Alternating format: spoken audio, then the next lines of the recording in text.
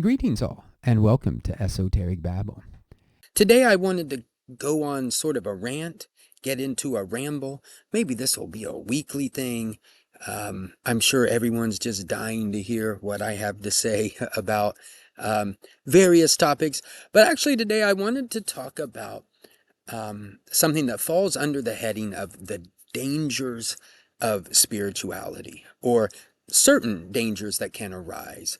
These are not dangers that have to do with Satan uh, coming after your soul or anything like that. Broadly speaking, I would say that these dangers, what I want to talk about today, you could understand this as mistaking a part for the whole.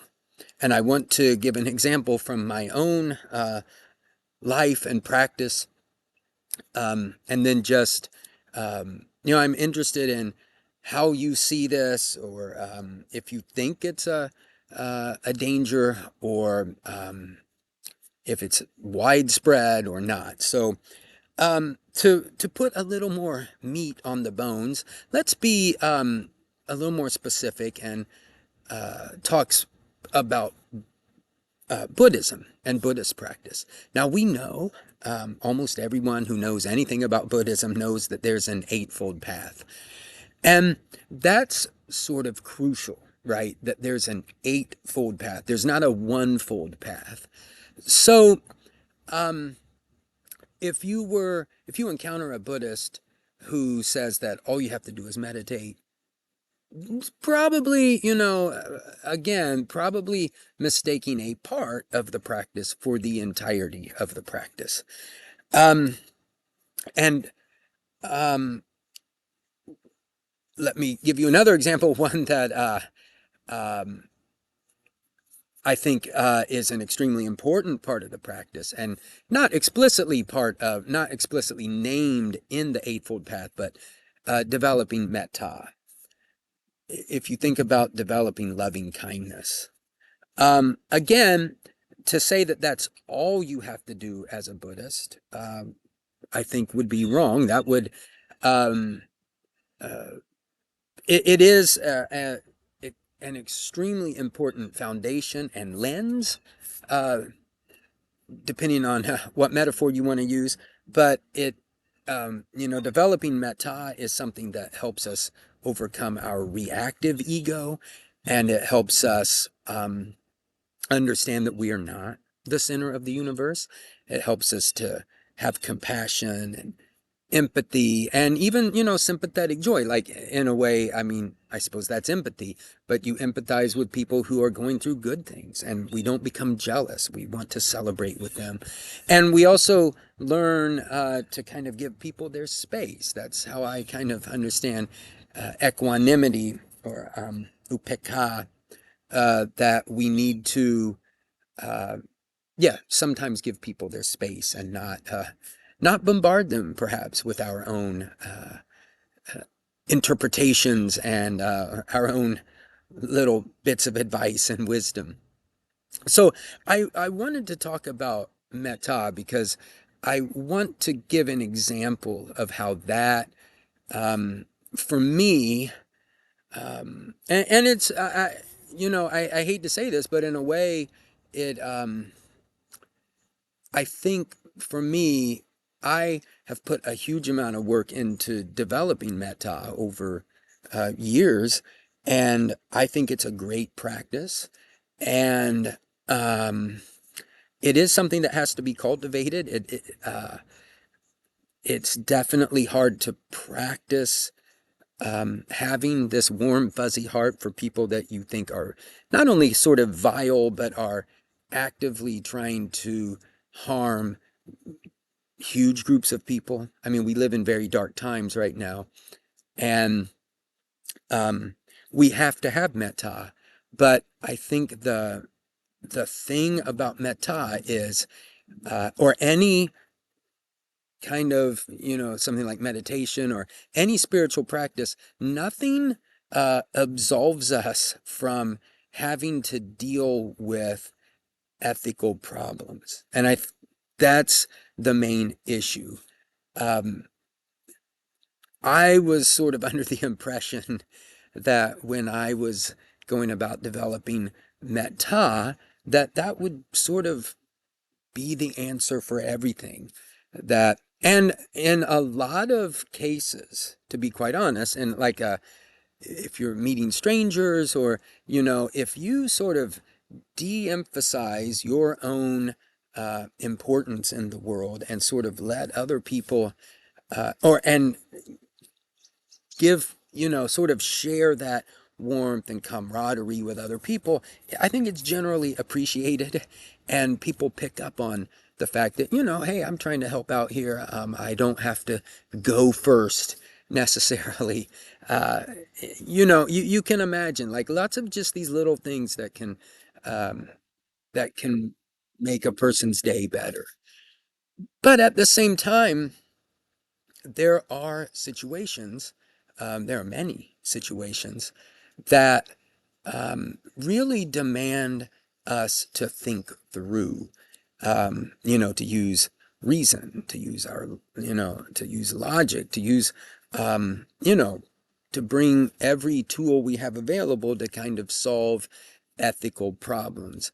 And so I want to emphasize that I think metta, I think loving kindness, or if you're a Christian, if it's agape or whatever, however you think about that, it has to be the foundation. It has to inform, but it isn't a solution necessarily to problems. So you can probably imagine all sorts of issues.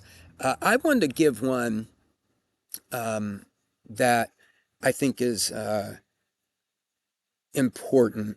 And, and you could think about this like from whether you meditate, whether we practice metta, you think about meditation. Meditation is vitally important, right? We have to be able to kind of, again, give ourselves space to overcome our reactivity, to understand, or to at least see the world through more calm eyes.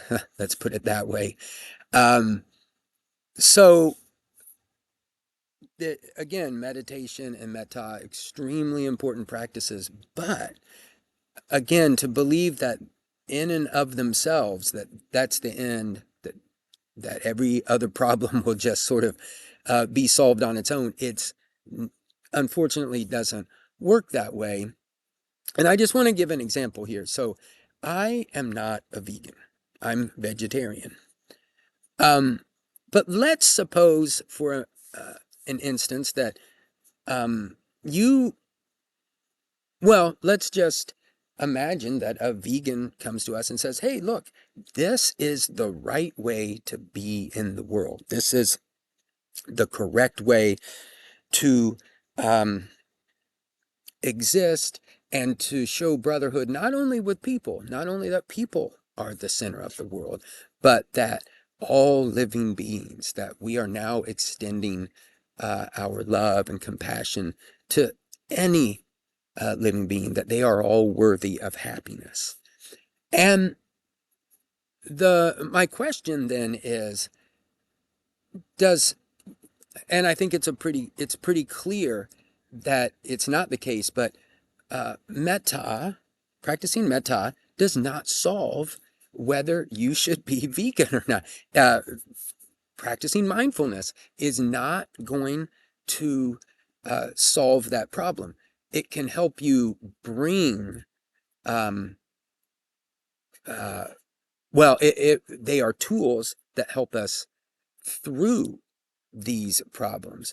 But in and of themselves, um,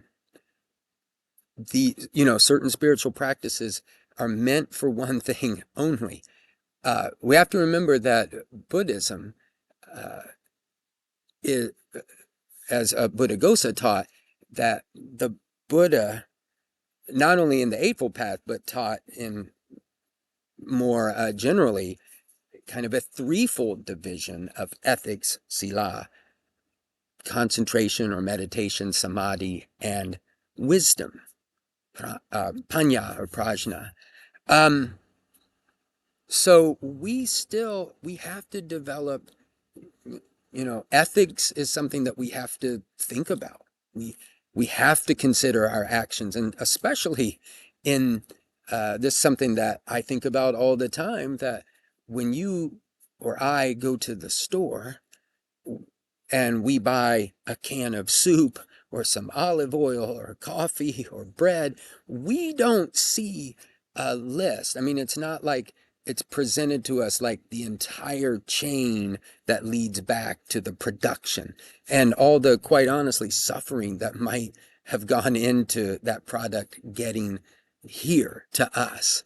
Certainly goes for iPhones and any smartphone or computer, whatever. We don't know when we go to buy a t-shirt necessarily what amount of suffering went into that. We would have to um, do research to determine that. Again, having metta in and of itself is not going to do anything. Hopefully it makes us want to lessen, um, you know, buying habits and so on and so forth that would contribute to overall suffering. Um, but again, this we still have to exercise our, um, our reason. We have to bring logic to bear. So that's really what I have to say in this rant. I am interested in what you have to say if you've had any experiences like that. And with that, peace.